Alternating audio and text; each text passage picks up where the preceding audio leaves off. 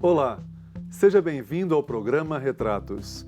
Hoje vamos conversar com uma alagoana sapequíssima que aos 66 anos de idade se tornou cantora profissional, aos 69 gravou o primeiro CD e agora, aos 76 anos, desenvolve projetos artísticos e sociais que beneficiam muitas pessoas. No programa Retratos de hoje você vai conhecer Dona Jandira. Dona Jandira, é um prazer tê-la aqui conosco, querida. Oh, meu querido, o prazer é todo meu. Muito obrigado.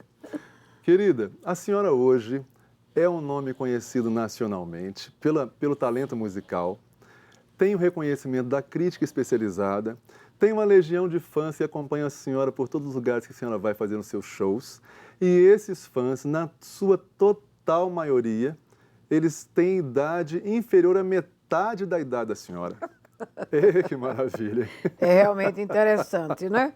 Muito bom, muito bom. Pois é, minha querida, mas até os 66 anos, antes da senhora se tornar uma cantora profissional com CD gravado e tudo mais, a vida era um pouco diferente para a senhora, sim, não é? Completamente. Então vamos retroceder um pouquinho no tempo para poder contar um pouco essa sua história. Isso. A senhora nasceu no final da década de 1930, Sim. lá em Maceió, Alagoas. Alagoas. Conta pra gente como é que era a vida da senhora nessa época lá na sua cidade natal. Ah, que ótimo, hein? Que bom. Recordar é viver, não é? É, sempre. Recordar é viver. Especialmente quando a gente tem boas recordações, né?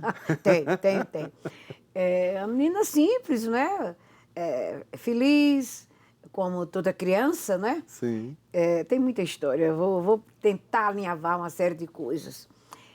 Estudei, era uma menina que sempre fiz minhas tarefas escolares, sem precisar a mãe estar ali falando, vai trazer, está na hora, não é? Bem Brinquei muito disciplinada, de né? boneca. Ah, como eu sinto saudade. Eu vejo hoje em maioria, né? A meninada nem brinca de boneca, mas eu brinquei demais de boneca. Eu sonhava. Hoje o boneco é computador, né? Hoje é só computador. Eu brincava de boneca, fazia aquelas roupinhas, né? Tudo. E quando passei a estudar na escola, também assim, participava de festinhas da escola. Era grupo escolar na época, né? Sim. Grupo escolar. Eu participava de festas de Dia do Índio, Dia da Criança, adorava palhaço, essas figuras todas, uma maravilha. Depois, quando fui professora, né? Também já fazia hoje, como a gente fala, produção. Eu era uma produtora e não sabia. Nossa, e depois que eu me produtora formei em pedagogia, fazia as aulas porque eu tive as etapas assim, de jardim de infância, na época que a gente falava, exame de admissão, né? E pedagógico científico. Ainda me lembro disso. Era essa a nomenclatura das coisas. Uhum. E brincava, também continuava com as meninas. E aí a gente descobria crianças mais tímidas, outros que já gostavam mais de brincar, né? Outros que pediam assim, para ir falar com a mãe, se podia participar. As mães adoravam, né? Eita. Porque eu, no colégio, as outras professoras, minhas colegas, não faziam isso. Porque não eram, talvez, serelepes iguais a mim, não é? Ah, mas uma senhorinha serelepe igual a senhora é difícil de achar, viu? Imagine. Mas eu queria antes de começar a falar da sua vida na pedagogia, Ah, tá. perguntar antes desse momento, eu queria saber o seguinte, na época ainda que a senhora era uma criança e tal, quando é que a música entrou na vida da senhora? Ah, tá. Ótimo. Bem, eu costumo falar que eu já nasci com ela. Ela é nata, né, em mim. Mas aos 4 anos, realmente aos 4 anos de idade, é que minha mãe, professora de música que era, e que vivia em contato constantemente com alunos e tudo, resolveu fazer um teste comigo. E eu lembro hoje até a música que foi. Qual música que foi? Era que o Nelson Gonçalves cantava, Renúncia. Ah, hoje não existe nada mais entre nós. Para uma criança cantar uma música dessa. A tua renúncia, essa? Isso. Difícil no amor é saber renunciar. Sim, então minha mãe fez o acorde e eu entrei, o primeiro teste, no tom exato. e depois o ritmo. Olha. E ela, bem, ficou super satisfeita, né? Mas eu até então não sabia nem o que significava isso, né? Mas ela ficou muito satisfeita e daí notou que a filhinha dela, né? Tinha talento, né? Tinha essa aptidão, né? Que beleza. Para fazer essas coisas de música, de gostar, de cantar. Mas eu li em algumas entrevistas que a senhora já deu, a senhora dizendo que a mãe da senhora a preservou da música, a protegeu da música, porque ela não queria que a senhora se tornasse uma cantora profissional, embora reconhecesse o seu talento, para evitar que a senhora fosse submetida a ações preconceituosas. Da época, não é isso? Né? Da época, né? Justamente, ainda era pior que hoje. Mas ela incentivava a senhora em casa a cantar e tudo, né? Sim. Eu agradeço muito, né, a Deus por isso, a sabedoria da minha mãe, uma pessoa simples, mas ela, lógico, tem experiência, né? Claro. Sabia que se me deixasse ficar cantando da forma que eu gostava, que ela notou que eu era, aquilo ia desenvolver bem mais. Sim. Então, assim, discretamente, com muita sabedoria, ela falava assim, eu me lembro também outra coisa muito interessante, eu cantava umas músicas da Ângela Maria, e ela dizia assim, minha filha, não canta essa música não, que essa música não é para menininha como você cantar não, isso é para uma moça, uma mulher. Mas aquilo eu ouvia tudo, mas nunca fiz, não tive represária nenhuma, não é? Sim. Mas com essa maneira de conduzir, ela ia me preservando e não impunha nada. Mas delicadamente, realmente, com a sabedoria que tinha, ia afastando. Olha. Mas incentivava, claro, para cantar, eu tocava, eu comecei a aprender música. Eu solfejo, né? Eu leio a partitura, qualquer coisa que me passe, eu passo tudo bonitinho. Ela só não queria era me expor. Exatamente, que é protegê-la. protegê-la. Eu agradeço muito, viu? Foi bom. muito bom.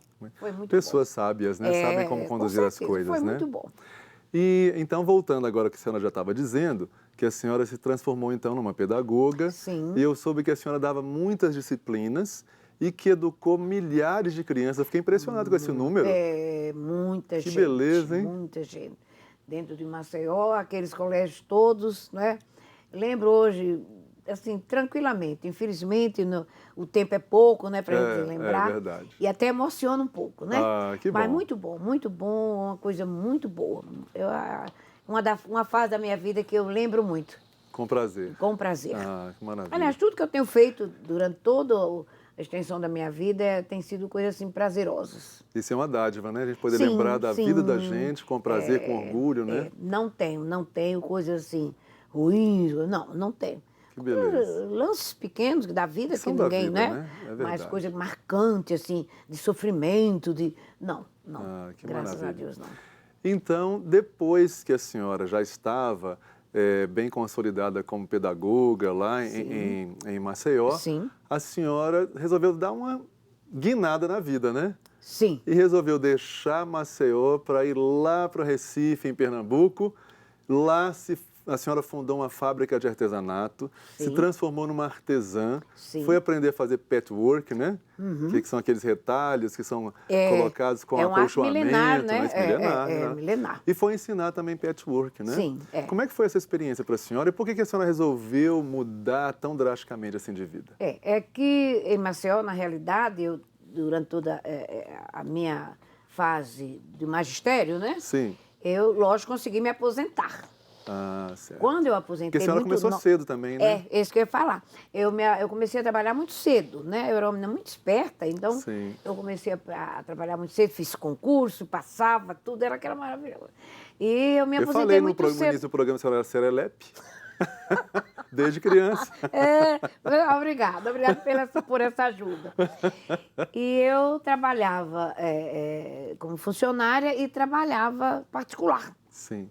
Então, eu juntava o tempo de serviço, juntei o tempo de serviço e me aposentei muito cedo. Muito cedo? Fazer o quê? Ficar olhando para o mundo? É o que eu falo às vezes hoje em algumas oportunidades. Gente, 40, 50 anos. O mundo acabou, eu não saio mais, que eu estou cansada. Cansada do quê? Vamos fazer alguma coisa. Vim para o Recife, não é? Fundei essa fábrica, né? De artesanato, com orientações de Sebrae.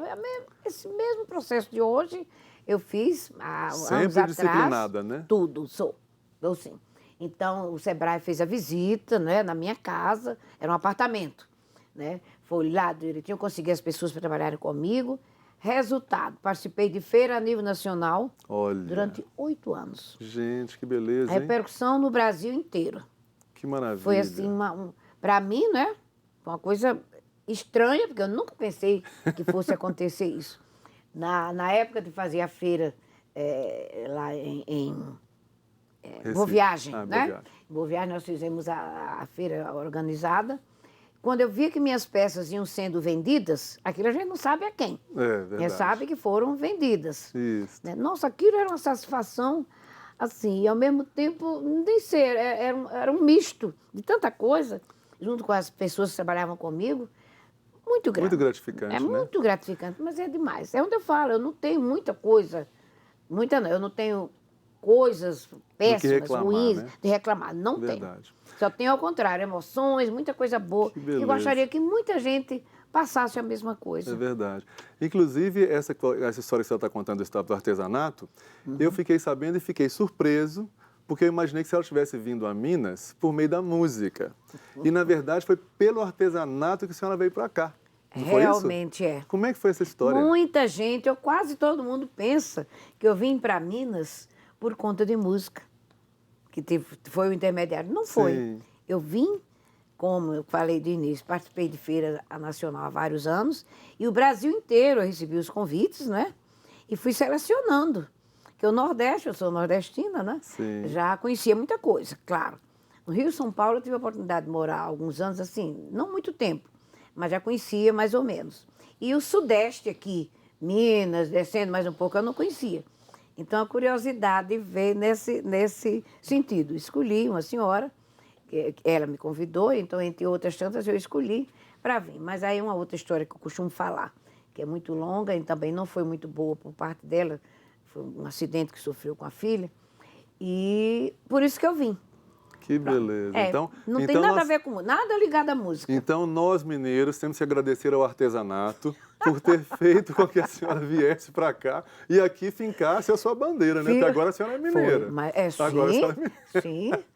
Alagoana de nascimento, mineira do coração. Oh, que beleza. Com certeza. Nós vamos interromper brevemente a nossa conversa, porque eu vou chamar um intervalo.